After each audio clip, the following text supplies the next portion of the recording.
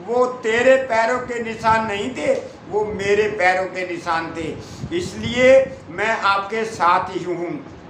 तो इसलिए कहा जाता है कि जब जो है आप प्रभु के घर में जाओगे, उसके दर पे जाओगे, उनको याद करने के लिए जाओगे, ऐसा नहीं हो सकता कि जो है वह आपके साथ ना, आपका साथ ना दे, आपकी समस्याओं का हल ना करे। आप उसको याद करते हो तो प्रभु भी आपकी जो है हर समस्या का हल करते हैं। इसलिए कहते हैं कि प्रभु हर पल, हर घड़ी, हर समय जो है हर व्यक्ति के साथ होते हैं, लेकिन साथ जरूर होते हैं।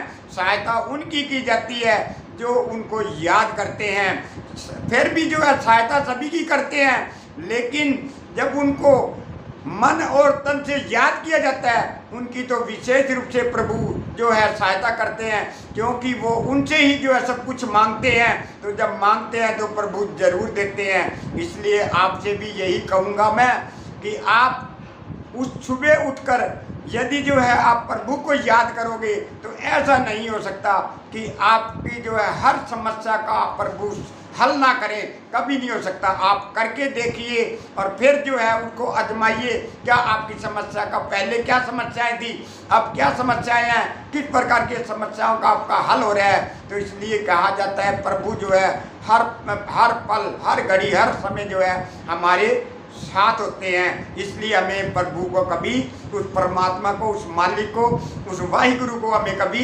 नहीं भूलना चाहिए और 24 घंटे हमें उनको याद करना चाहिए। वाहिगुरु जी का खालसा, वाहिगुरु जी की फतेह।